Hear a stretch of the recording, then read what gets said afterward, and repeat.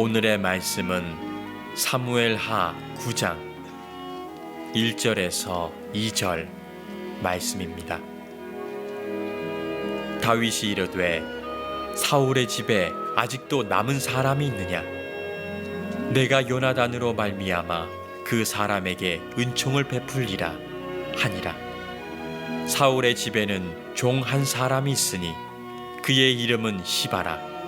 그를 다윗의 앞으로 부르매 왕이 그에게 말하되 내가 시바냐 하니 이르되 당신의 종이니이다 하니라. 아멘. 여러 사람들이 많이 있는 곳에 한 사람의 숫자라고 하는 의미는 때로는 참 미약해 보일 때가 있습니다. 그런데 여러분 이렇게 한번 생각해 보십시오. 물이 99도로 있으면 그냥 물입니다. 그런데 그 99도에 1을 더하면 물이 100도가 되면 물이 아니라 수증기 기체가 됩니다. 그냥 99면 우리가 아는 물이지만 1도 차이를 두고 물이 되고 기체가 나누어지게 됩니다. 이것을 우리가 임계점이라고 말하죠. 1이라고 하는 숫자가 별것 아닌데 그 1이 있어야만 물이 임계점에 다다르고 기체가 될 수 있는 시작이 된다는 겁니다. 역사상 유명한 트로이 전쟁을 여러분 많이 들어보셨죠? 이 트로이 전쟁은 두 국가가 국가의 운명을 지고 10년 동안 지루한 전쟁을 하는 역사입니다. 그런데 왜 트로이 전쟁이 일어났느냐? 한 여자 때문에 전쟁이 일어납니다. 헬레나라고 하는 왕비가 있었습니다. 그런데 트로이 왕자가 어느 날 스파르타에 갔다가 그 헬레나라고 하는 왕비를 사랑하게 됩니다. 이미 왕비는 결혼한 여자예요. 그런데 둘은 너무 사랑해서 도망을 갑니다. 뒤늦게 자기 부인이 없어진 사실을 안 왕이 군대를 이끌고 트로이를 쳐들어가죠. 그래서 내 아내를 내놔라, 사랑하니까 줄 수 없다 이러고 두 왕 사이에 정말 나라의 흥망을 두고 전쟁을 10년 동안 합니다. 결국 다 망하죠. 한 여자가 두 나라를 망하게 하는 거예요. 여러분, 하나라고 하는 것이 때로는 망하기도 하고 하나라고 하는 것이 때로는 모두를 살리기도 해요. 여러분의 한 사람이 저는 의미 있는 한 사람이 되시고 여러분의 그 한 자리가 정말 보람된 한 자리가 되시기를 주님의 이름으로 축원합니다. 오늘 우리가 읽은 성경의 내용도 한 사람이 얼마나 중요한 건가를 하나님이 우리에게 말씀하고 있습니다. 다윗은 지금 이스라엘을 통일했습니다. 그리고 주변의 모든 나라들이 다윗의 부강한 힘 앞에 속속 무릎을 꿇고 조공을 바치고 다윗은 태평성대를 누리고 있었습니다. 아무 문제가 없습니다. 그런데 어느 날 문득 다윗의 마음속에 지난날 누군가와 했던 한 가지 약속이 떠오르면서 그 약속을 지키지 못한 것에 대한 죄책감을 갖게 됩니다. 그 약속은 사울 왕의 첫째 아들이었던 요나단과 나눴던 약속이에요. 어느 날 요나단과 이런 약속을 나눕니다. 내가 왕이 되면 너의 자손들을 내가 돌볼 테니 걱정하지 말아라.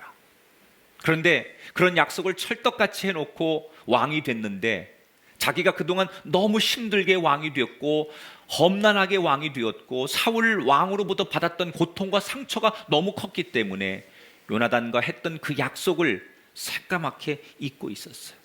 그런데 문득 어느 날 요나단과 했던 약속이 떠올라요.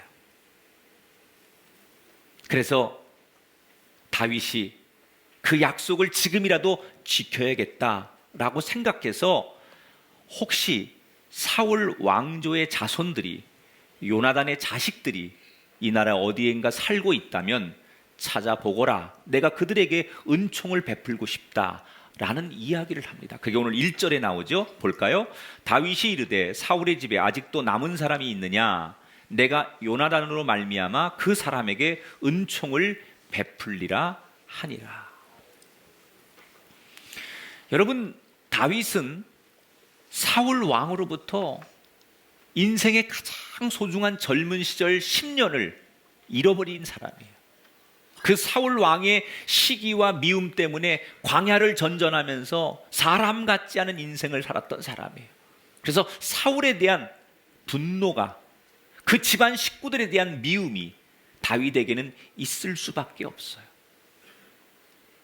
그 사울을 생각한다면 그 자식들, 그 후손들, 그들의 왕조를 다 멸하고 싶은 것이 다윗의 마음이에요.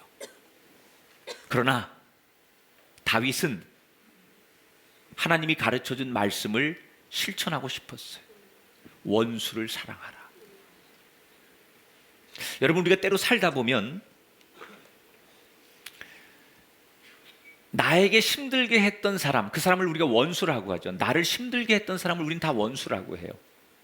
그 원수를 향해서 평생토록 복수하기 위해 한평생을 사는 사람이 있어요. 우리가 영화나 드라마 같은 데 보면요, 부모의 원수를 갚는다든지 자신의 원수를 갚기 위해서 한평생을 그 원수를 향한 증오와 복수심으로 한평생을 살다가 어느 날 딱 가서 보니까 그 사람이 이미 망가져 있거나 망해 있거나, 그러면 내가 이렇게 이런 사람을 위해서 한평생 이 원수를 갚으려고 이렇게 내 평생을 허비했던가라고 허탈해하는 모습들을 영화나 드라마에서 많이 보게 돼요. 여러분, 왜 원수를 용서해야 되느냐? 원수라고 하는 것이 여러분, 나에게 어떤 해를 입힌 사람일지라도 그것은 그 사람을 그렇게 만드는 악의 세력, 영의 마귀들이 그 사람을 그렇게 조종하고 그렇게 현혹되는 거기 때문에 우리의 싸움은 마귀가 돼야지 그 사람을 미워하면 안 된다는 거예요. 우리가 하나님 앞에 받을 상 중에 제일 큰 상이 뭔지 아십니까?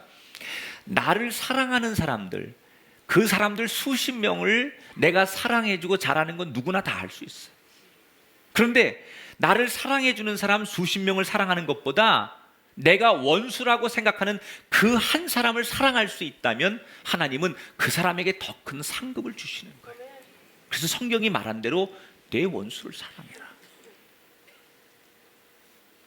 우리가 살다 보면 우리 주변에 불편한 사람이 생길 수 있어요. 여러분, 그때 그 사람을 사랑하는 복된 주인공이 되시기를 축원합니다. 그래서 이 다윗이 사울 자손들, 이 자기를 너무 괴롭혔던 그 전 왕조의 사람들 가운데 그래도 내가 누군가가 자식들이 아직도 살고 있다면 그들을 도와줘야겠다라고 생각해서 찾아봐라 그랬더니 누가 나오느냐? 요나단의 아들 무비보셋이라고 하는 왕자가 한 촌구석에 자기 신분과 이름도 감춘 채 숨죽여가면서 살고 있는 무비보셋이라는 왕자를 발견하게 돼요. 이게 요나단의 아들이에요. 자, 제가 여러분 도표를 하나 보여드릴게요. 사울 왕이 4명의 아들을 뒀어요. 그런데 요나단, 아비나답, 그 다음에 말기수아는 전쟁에 나가서 사울하고 죽죠. 저 빨간 도표는 사망했다는 얘기예요. 마지막 4번째 이스보셋이라는 아들이 살아요. 이 아들이 아버지 뒤를 이어가지고 이스라엘을 반쪽을 7년 반 동안 다스리죠. 다윗이 반을 다스리고 그래서 이스라엘 역사에 남북이 나뉘게 되는 거예요. 그런데 이 사울이 이스보셋이라고 하는 이 아들 이름을 무슨 뜻으로 줬느냐 해서 이스보셋이라는 뜻이 우상을 숭배하고 살아라, 이런 뜻이에요. 그러니까 이 아버지가, 사울이라는 아버지가 얼마나 하나님 마음을 아프게 하고 공의롭지 못한 사람인가를 그 아들 이름을 진 걸 보면 알아요. 야, 너 여러 신을 섬기고 세상을 섬기고 권력을 섬기고 그런 사람이 되라, 그래가지고 이스보셋 이렇게 이름을 줬다는 거예요. 그런데 요나단이 자기 아들을 낳아서 뭐라고 줘요? 무비보셋. 이 무비보셋이라는 뜻은 아니다, 하나님이 싫어하는 우상을 파괴하는 인생이 되라. 비록 우리 아버지 사울이 우리들한테 그런 이름을 줘줬지만 너는 그렇게 살면 안 된다. 그래서 아버지가 잘못 산 것을 자기 자식에게 대물림하지 않기 위해서 너는 그런 사람이 되지 말라. 우상을 버리고 파괴하는 사람이 되라. 그래서 무비보셋이라는 이름을 줘줘요. 그런데 이 무비보셋이 참 불행한 사람이에요. 태어나 보니까 자기 할아버지가 왕이에요. 그러면 아버지가 요나단이니까 할아버지 뒤를 이어서 아버지가 왕이 되고 자기도 자연스럽게 왕이 돼야 되는 운명이에요. 그런데 할아버지가 미쳐버리고 광신자가 되고 인격적이지 못하고 파괴자가 되는 바람에 전쟁에 나가서 자기 아버지하고 다 전사를 해요. 그리고 왕위를 빼앗겨서 자기는 왕족으로 태어났지만 왕자로서의 삶을 살지 못하고 이렇게 한 귀퉁이에서 숨어서 숨죽이고 살고 있어요. 더군다나 이 무비보셋은 5살 때 장애를 입어요. 피난을 가다가 유모의 등에서 떨어지는 바람에 양 다리가 걷지 못하는 장애로 평생을 살게 돼요. 그러니까 참 불행한 사람이죠. 그 불행이 어디서부터 온 거예요? 할아버지 하나 잘못해서. 사울 왕이 그 할아버지 하나가 잘못 살고 그 할아버지 하나가 잘못 행동하니까 온 집안이 쑥대밭이 되고 그 후손들이 다 쓰디쓴 눈물을 흘리게 돼요. 난 여러분에게 부탁해요. 여러분 한 사람이 잘하셔야 여러분 자손이 기쁨을 얻어요. 여러분, 나 하나 내가 마음대로 사는 게 중요한 게 아니에요. 내가 잘해야만, 내가 의롭게 살아야만, 내가 거룩한 삶을 살아야만 그것이 내 자손들이 기쁨을 얻는 거고 축복을 얻는 거예요. 여러분 하나 잘못되면 그 잘못된 것 때문에 여러분의 아내와 가족과 모든 후손들이 고통을 당할 수 있다는 걸 생각하면 우린 더 잘 살아야 돼요. 그런데 다행히도 할아버지는 그렇게 살았지만 죽은 그 아버지가 그래도 의롭게 살려고 하고 믿음으로 살려고 했어요. 그래서 그 아들 이름을 무비보셋이라고 지었어요. 사랑하는 여러분, 한 사람 때문에 살기도 하고 한 사람 때문에 망하기도 하는 거예요. 저는 여러분이 요나단이 되시기 바랍니다. 여러분 가정과 여러분 주변을 망치는 그 한 사람 되지 마시고 여러분의 가정, 여러분의 주변을 살리는 그 한 사람 요나단이 되시기를 주의 이름으로 축원합니다. 여러분이 있는 곳에 여러분 때문에 길 잃은 사람들이 길을 발견하게 되기를 축복합니다. 여러분이 있는 곳에 여러분 때문에 불행하다고 생각하는 사람이 행복해지게 되기를 주의 이름으로 축원합니다. 여러분이 있는 그곳에 여러분 한 사람 때문에 망해가는 사람들이 축복받게 되기를 주님의 이름으로 축원합니다. 이 무비보셋을 다윗이 찾아서 만나게 되는데 만나는 과정 속에 오늘 성경에 보면 원래 사울 왕 밑에 있었던 2명의 종 이름이 오늘 등장해요. 하나는 시바라고 하는 종이고 또 한 사람은 마길이라는 종이에요. 이 두 종은 아주 극명한 인생관을 가지고 살아요. 마치 새로 비유하면 한 사람은 칠면조와 같고 한 사람은 펠리컨과 같은 인생을 살아요. 여러분, 칠면조라고 하는 새는요 등치가 좀 크지요. 그런데 성질이 고약합니다. 칠면조는 어떤 특징이 있는지 알아요? 이런 특징이 있답니다.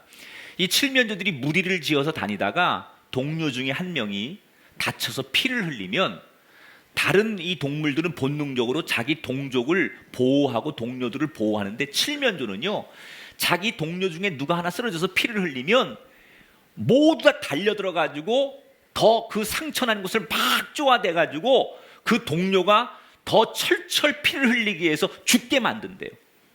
그리고 고통 중에 죽어가는 그 동료를 보면서 막 날개를 푸덕이면서 막 좋다고 꽉꽉 그리고 소리를 지른대요. 이게 칠면조예요. 그런데 반대로 펠리컨이라고 하는 새는 조금 달라요. 여러분, 우리나라에서 왜 성경에 나오는 성령을 상징할 때 우리나라는 비둘기를 그리거나 비둘기 조각을 많이 하죠. 이게 성령이 비둘기같이 임하는 거, 이것을 우리나라 사람들이 이렇게 표현하잖아요. 그런데 서양 사람들은 비둘기 같은 그 성령을 이야기할 때 펠리컨을 그립니다. 그래서 서양 기독교에 나오는 그 새는, 사랑을 상징하는 성경의 새는 다 펠리컨을 모델로 해서 그리거나 조각을 만드는 거예요. 이 펠리컨은요 특별히 자식 사랑이 유별나다고 해요. 어미 펠리컨이 자식을 돌보다가 먹을 게 다 떨어졌어요. 그래서 죽기 직전이 되면 이 어미 펠리컨이 마지막 수단을 사용하는데 어떻게 하느냐? 자기 부리로 자기 심장을 쫍니다. 그래서 자기 심장에서 피가 퐁퐁퐁 솟게 해가지고 그 새끼 새들이 자기 심장에서 나오는 피를 먹게 하고 자기는 죽는 거예요. 그래서 서구 기독교사에서는 사랑을 나타내는 새로 펠리컨을 사용합니다. 어떤 새는 남의 피를 흘리게 해서 사는 새가 있는가 하면 어떤 새는 자기 피를 흘려서 남을 살게 하는 새가 있어요. 오늘 이 사울 왕 밑에 있었던 두 명의 종은 한 사람은 펠리컨 같은 사람이고 한 사람은 칠면조와 같은 사람이에요. 누가 칠면조 같은 사람일까요? 이 시바라고 하는 종이요, 어떤 사람이냐, 참 기회주의자예요. 얼마나 이 사람이 약삭 빠르고 세상에서 이런 사람을 눈치 빠르고 처세술에 능한 사람이라고 말할지 모르지만 들어보세요. 여러분 한번 판단해 보세요. 다윗 왕이 옛날 왕조였던 사울 왕의 후손들을 찾는다는 얘기를 듣고 이 시바라는 종이 다윗 왕에게 가서 무비보셋이 있는 곳을 알려주는 거예요.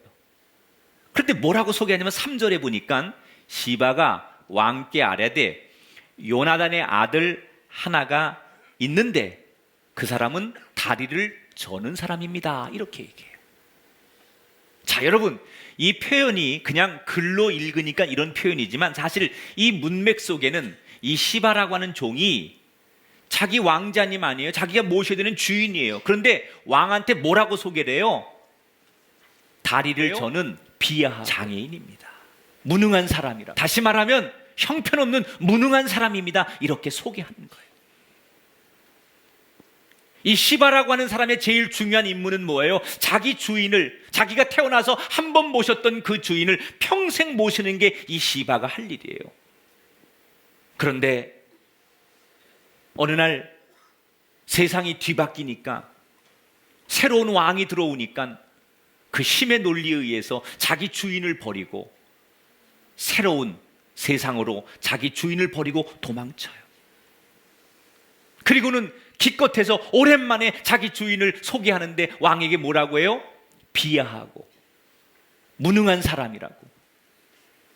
그러니까 마음속에 자기 주인을 존경하고 사랑하고 자기 주인을 애틋하게 여기는 마음이 전혀 없다는 얘기예요. 다윗이 이 무비보셋이라는 요나단의 아들을 만나고 나서 옛날에 할아버지가 가졌던 사울 왕의 땅을 다 다시 되돌려줘요. 다윗은 참 인격자예요. 그렇게 사울로부터 평생 고생을 하고도 그 손자에게 할아버지 땅을 다시 다 되돌려줘요. 그런데 이 무비보셋이 장애를 가지고 있으니까 그 땅을 다스리거나 농사를 못 져요. 그래서 그 시바라고 하는 종에게 네가 네 주인을 잘 모시고 이 재산을 다 관리해드려라 이렇게 명령하는데, 자기 주인이 장애를 입고 세상을 잘 못 다니니까 그 재산을 중간에 다 가로채는 거예요. 나중에 사무엘하 16장에 가면 어떤 일이 있냐면 다윗에게 가서 자기 주인을 누명 씌우게 하는 거예요.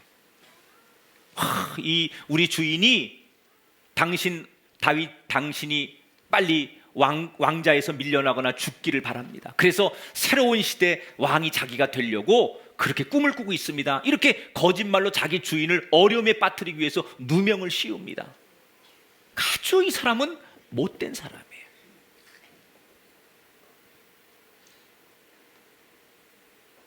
사람은요, 신앙도 좋아야 되지만요, 인품이 좋아야 돼요. 여러분, 믿음 좋은 걸로 위로받지 말고 주님, 내 인격이 참되게 해주세요라고 기도하세요. 내 입술로 주여 주여 한다고 그게 믿음이 좋은 거 아니에요. 내 인품이 좋아야 돼요. 인격이 변해야 돼요. 사람은요, 극한 상황이 되면 그 사람의 마음 결이라는 게 다 나오게 돼 있어요. 제가 부교육자 시절에 중고등부 학생들을 데리고 수련회를 간 적이 있었어요. 그때는 수련회가 지금처럼 좋은 무슨 시설들이, 수련원들이 있던 시대가 아니니까 군인용 텐트 같은 걸 가지고 강가나 해변가 같은 데 가서 이렇게 텐트 치고 아이들과 3박 4일, 2박 3일 수련을 합니다. 그런데 꼭 여름에 수련을 하고 오면 꼭 사고가 생겨요. 정말 지금 생각하면 아찔한 순간들이 참 많았어요. 그 애들, 중고등부 애들 데리고 나가면 그 막 망아지처럼 때린 녀석들이 뭐 별 사고가 다 나죠. 그런데 한 번은 두 아이가 다쳤어요. 근데 둘 다 이게 교회 권사님의 자제들이에요. 한 아이는 팔이 부러지고 한 아이는 이가 부러졌어요. 그게 큰일 났죠. 인솔자 입장에서는, 교회 입장에서는 아이들이 수련회 갔다 다쳐서 왔으니 부모에게 무슨 면목이 있겠어요. 잘 인솔하지 못한 책임이 있으니까 10번 죄송하지요. 그래서 그냥 정말 죄송한 마음으로 가서 아이가 다쳤으니까 치료해주고 이 과정을 설명하는데, 한 권사님은 자기 아이가 팔이 부러졌는데 와가지고 뭐라고 얘기를 하느냐, 저에게 사과를 하시는 거예요. 아이고, 저희 아이 때문에 모두가 다 즐거워야 될 수련회를 망쳐서 죄송합니다. 저희 아이가 극성스러워서 이 녀석이 팔을 다쳐서 팔이 부러져가지고 얼마나 근심 많이 하셨습니까? 전사님 죄송합니다. 우리 부장 선생님한테 죄송합니다. 그리고 이분이 진심으로 오히려 우리한테 사과를 하시는 거예요. 더 미안하죠, 우리가. 그런데 이가 부러진 그 권사님의 부모님이 와가지고 이분은 다 나와! 그리고 내 귀한 아들 이를 부러뜨렸으니까 책임을 지라는 거야. 마땅히 교회가 해야 될 책임을 져야죠. 그런데 이분이 누가 이렇게 인솔을 하고 관리를 했냐고 그러더니 결국은 우리 부장 선생님의 뺨을 때리는 거야. 우리가 보는 앞에서. 애들이 보는 앞에서 인격이 다 드러나는 거예요. 그분이 교회 중직이에요.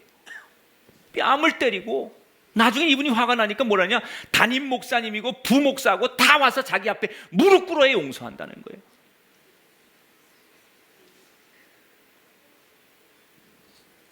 그 사람이 평상시에 교회에서 권사님으로 많은 사람들에게 은혜를 입히는 사람이에요. 그런데 그 마음결이 그 중요한 순간에 다 고스란히 나오는 거예요. 난 여러분들 마음이 온화한 분들이 되길 바라요. 세상에 나가서 믿음도 중요하지만 여러분의 마음이 선한 마음이 되셔서 그 선한 마음으로 세상을 바라보고 살게 되길 축원합니다. 시바라는 사람은 그런 사람이에요. 그런데 또 한 종이 있어요. 마길이라는 사람이에요. 이 사람은 자기 주인 그 무비보셋이 5살 때 장애를 입었을 때부터 그렇게 숨죽여서, 여러분 전 정권의 몰락한 그 왕족의 왕비를 지금 데리고 사는 건 목숨을 건 행위 아닙니까? 그런데 이 마길이라고 하는 종은 자기 주인을 버릴 수가 없는 거예요. 비록 장애를 입고 숨죽여 살아야 되지만, 신분을 감추고 살아야 되지만 그 주인을 버릴 수가 없어서 그 주인을 평생토록 보호하는 거예요. 자기 목숨이 어떻게 되고 자기 집안이 어떻게 되더라도 그 주인을 버리지 못하고 끝까지 책임을 지고 충성을 다하는 거예요. 그리고 세월이 지나서 다윗이 그 무비보셋을 찾는 거예요. 봐요. 이 시바라는 사람하고 마길이라는 사람이 비교가 되잖아요. 이 시바라는 사람은 시대를 잘 판단하는 사람이에요.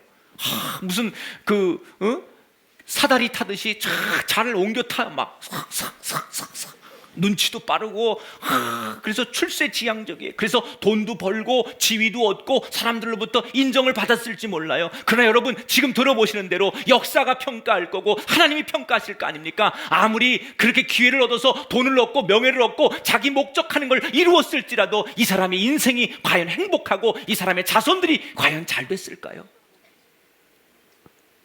어쩌면 너무 바보같이,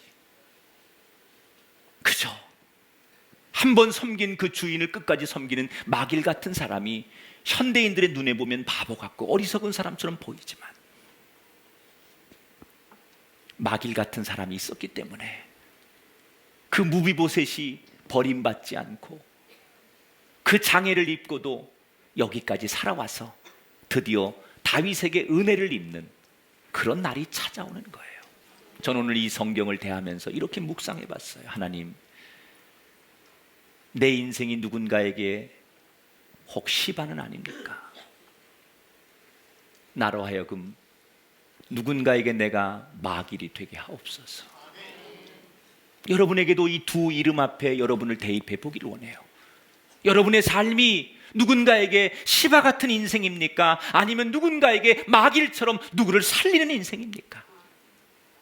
남의 인생을 가로막고 남의 인생을 아프게 하는 그런 시바 같은 인생이 아니라 남의 인생을 회복시켜주고 그를 제대로 다시 일으켜주는 마길 같은 축복의 통로가 여러분의 인생이 되기를 주님의 이름으로 축원합니다.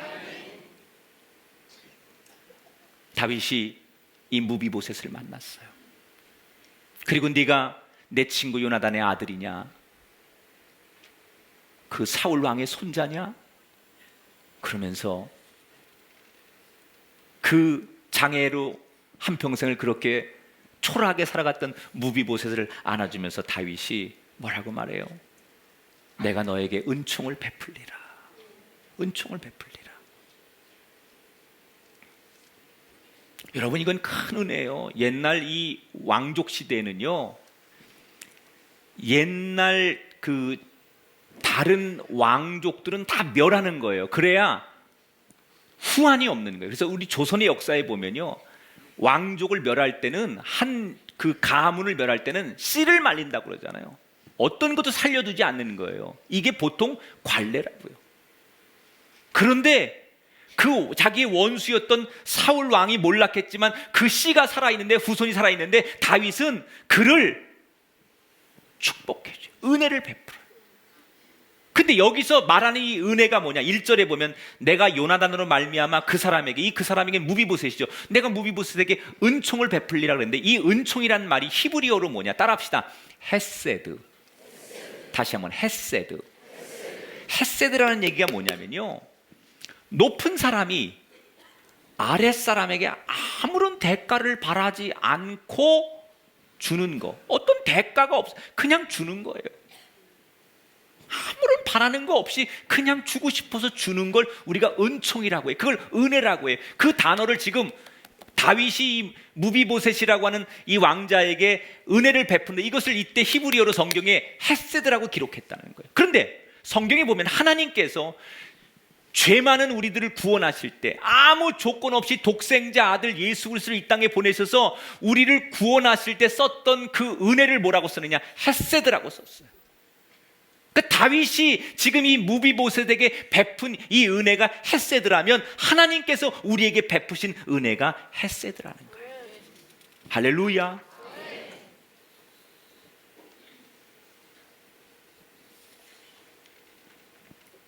미국의 유명한 사상가 가운데 우리가 잘 아는 데이빗 소로우라고 하는 사람이 있어요. 이 사람은 자연주의자지요.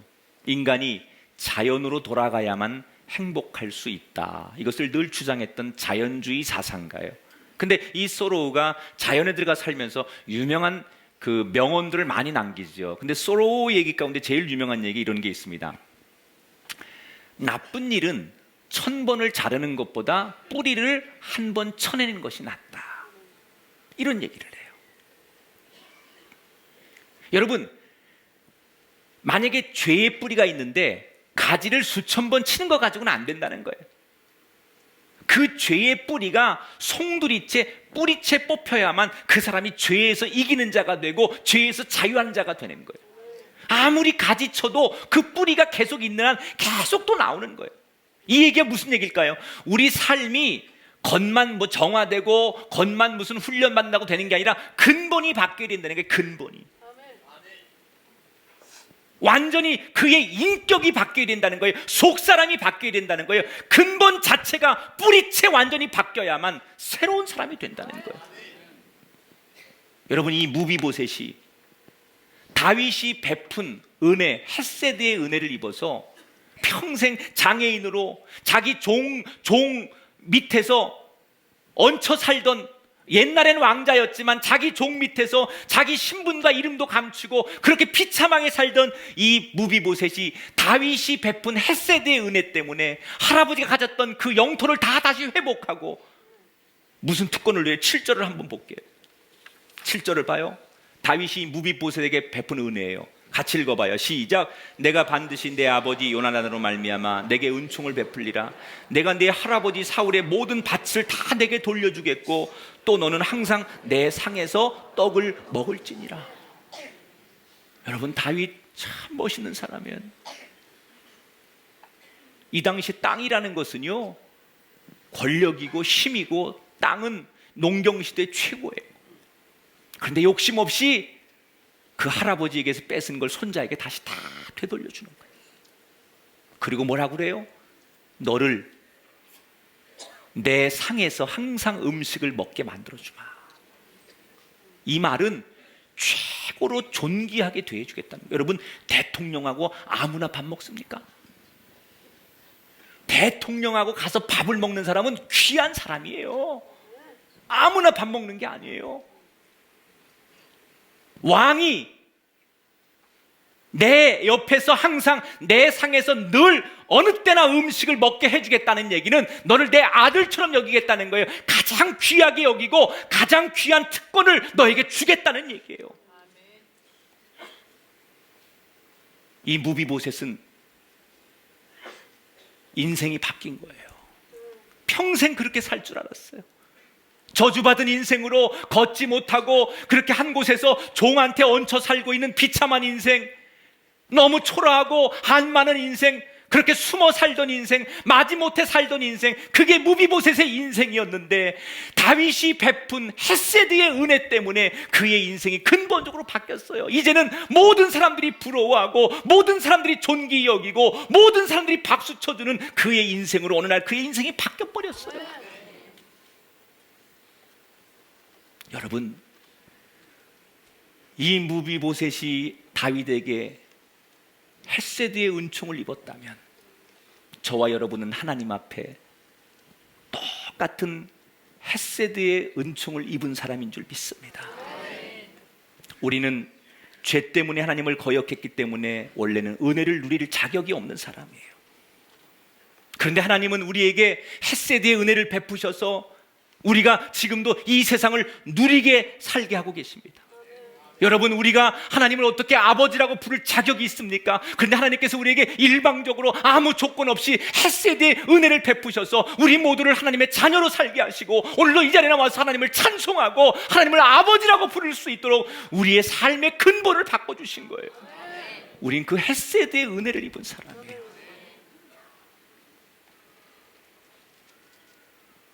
무비보셋이 다윗에게 받은 그 은혜 때문에 그의 삶이 근본적으로 바뀌었다면 우리를 주의 자녀로, 성도로, 하나님의 백성으로 불러주신 그 하나님의 헤세드의 은혜 때문에 우리 겉만 달라지는 그리스도인이 아니라 우리의 삶과 인격과 속사람이 달라지는 거룩한 사람이 되기를 축복합니다. 한 사람이 중요합니다. 한 사람이 중요합니다. 사울이 되지 마십시오. 요나단이 되십시오. 앞서 설교한 것처럼 그 1이라고 하는 하나의 숫자가 그냥 99도에 머물면 무리지만 그 1이 더해질 때, 하나가 더해질 때 100이 되어서 수증기가 되고 기체가 되는 임계점을 만나는 것처럼 여러분 하나 때문에, 여러분 가문의 후손이, 여러분 자손 대대로 바뀌는 역사가 여러분 하나 때문에 일어나게 되기를 축원합니다.